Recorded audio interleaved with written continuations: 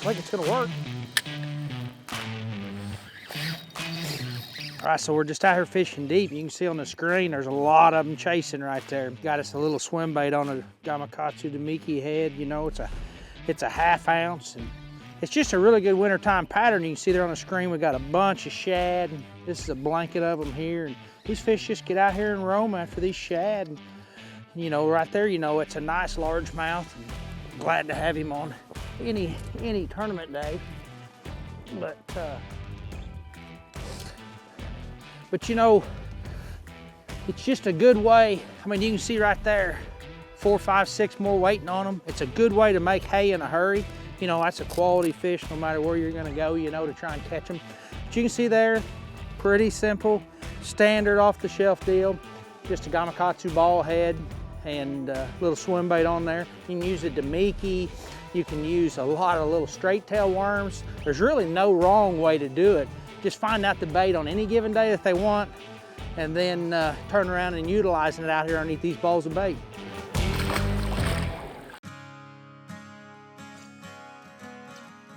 So a lot of times when you're out here fishing, you are always using a Damiki, something like a Zoom Fluke Jr. or something. And the reason that I went to a paddle tail little swim bait was just because of the fact that there's so many shad out here right now. You gotta have something to stand out a little bit different. There's a lot of people throwing a Damiki rig right now. And it's just, the water's still warm enough that they don't shy away too much from that paddle tail.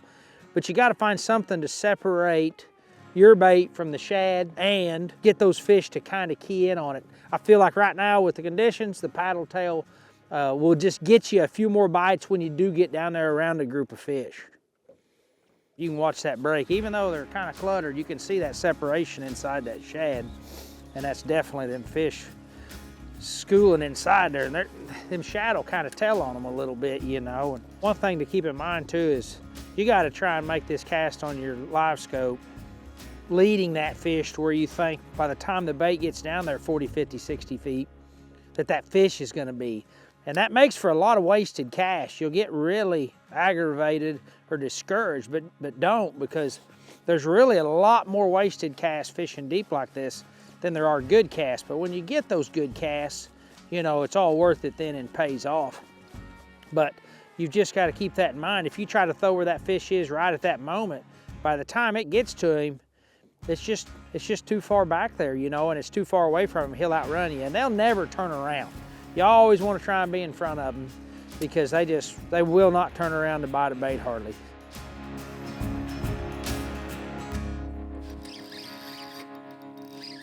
See, look at them all chase him up now. This is where you really want to have 2 rods or in a team event, you know, to be able to drop back down. Nice largemouth.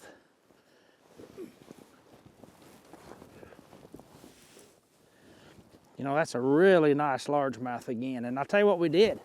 We changed up, look here, we changed up to the little Zoom Fluke Jr., you know, and it's still on this same ball head, you know, but you can get your own from Gamakatsu or whatever. They make a lot of different kinds, but just something that heavy, gets down there fast, and utilized when you get around a whole school. Now you saw on the screen there were 7 or 8 of these. They're probably all the same size. You know, that's a nice 3-pound largemouth, good anywhere in the country.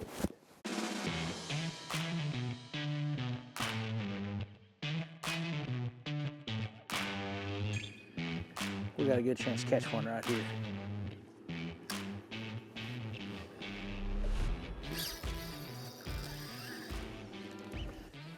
I don't know, this acted like a big one when I hit him.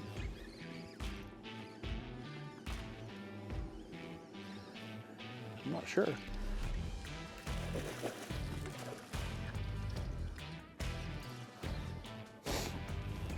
See, now this is where we utilized the fact that those 7 or 8 that followed that last one up, you know, and then dropped right back down to them super fast. Caught another really nice one.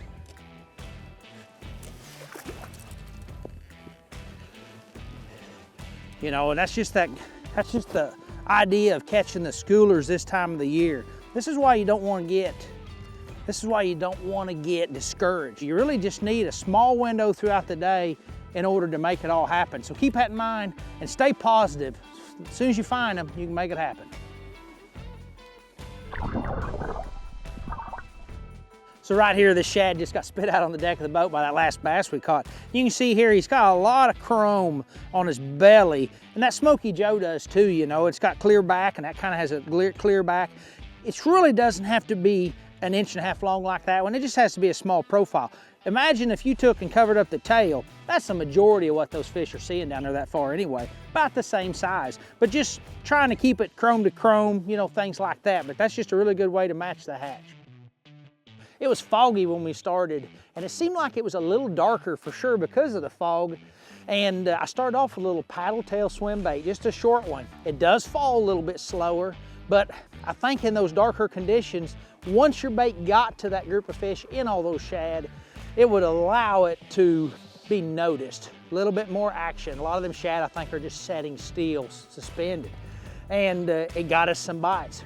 The sun's come out, the fog's burned off, and I switched over to a little short Damiki bait, you know, a Zoom Fluke Junior. It's a little more iridescent, it's a little more subtle, and I think the fish could see it plenty. And it seems like with the conditions changing just that fast, it made the difference between catching 2 more, just boom, boom. So you can see here, we've came into this creek, and this is a big creek, you know, and you got to kind of decipher it a little bit. So we've come in here and look at this, what we found, a textbook area, just like we were talking about, where a channel swing inside the creek is. We come up here, we fished some brush piles, rolled off here, found them right there, right on the edge of this. Now we've chased them up through here, chased some ghosts, run around, did some different things, got them really good right here, but we found them right here. And it's just the fact that that's one of those little places that they always get. Now, more than likely, we're gonna run around here. You can see this little place right here. More than likely, we're gonna find them right there again. But these little subtleties on your Garmin mapping is what's gonna help you break this creek down. Like this breaks a little quicker right here. See, that's what those are. Your contours are closer together. So it just seems like any of these places, just like this right here, this is a really good break. A lot of times fish will set on those breaks. But if it's just the ordinary, same old thing, it seems like it just doesn't draw that much attention. Gosh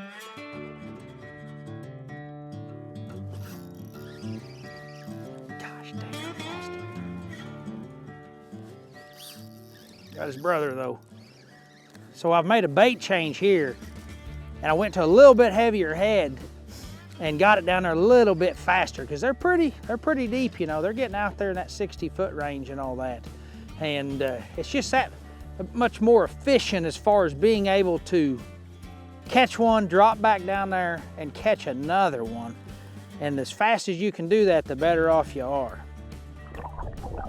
So I changed to this 5/8 head, and it's a little bigger. You can see there, that's a big old bulky head. Something I like to do, this is a 3/0 Gamakatsu black nickel hook, and I just want to make sure and have it pointed up just a fuzz. But rather than use my pliers, I'll grab the head, and then I'll take my finger and I'll just spring that up a little bit. It's just gonna give it a little bit, and that just clears your line tie just a little bit more and help you get a hookup ratio over that line tie just a little bit better. But with these bigger heads, you need to bend that up just a fuzz. But if you use pliers, it seems like you spring it a little bit too much. And so your finger's just about enough, you can do that. Then it'll give you just, I mean, it's just a fraction. It's not a lot, but it makes a big difference.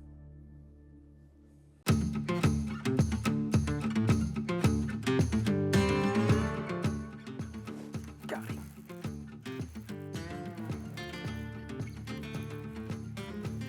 All right, now we've changed once again. We went to a spoon here, you know, and the fish were kind of getting a little bit educated to us. And you know, sometimes a spoonfish will definitely, a spoon will definitely get them going. Now look here what happened at this fish.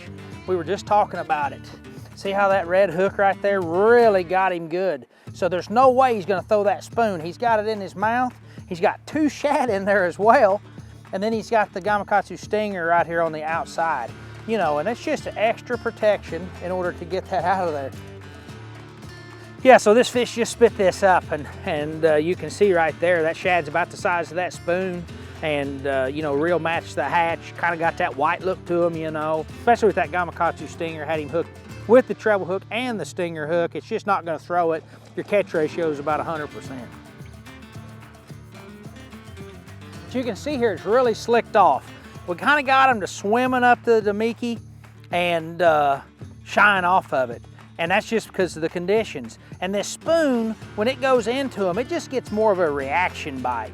And that's just what you're looking for. When it gets tough, if you can get somewhere and get that reaction bite, you know, then your chances of being able to utilize it and still catch them, when they just swim up under one of them Damikis, you really don't have that. And so the reaction bite, it's, oh, there's one right there.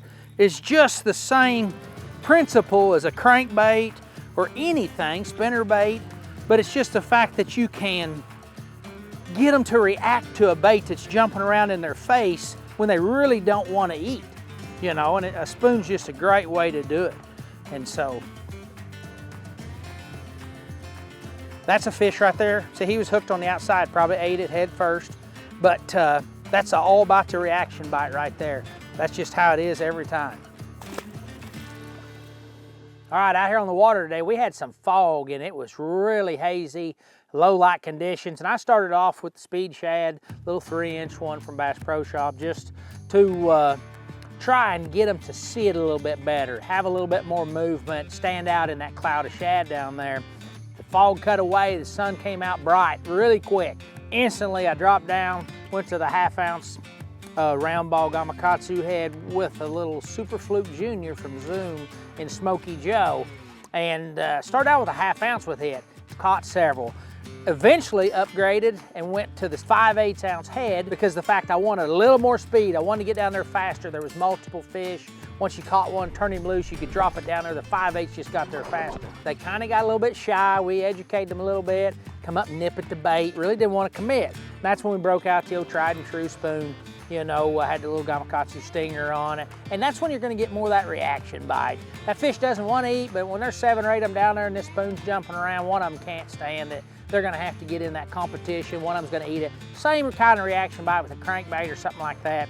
They don't really get to think about whether they want to eat it or not. It's gonna force them to. And that was just really a good 1, 2, 3 punch today as it progressed with the weather and everything, as far as the conditions we had, and was able to just keep getting bit as we made those adjustments.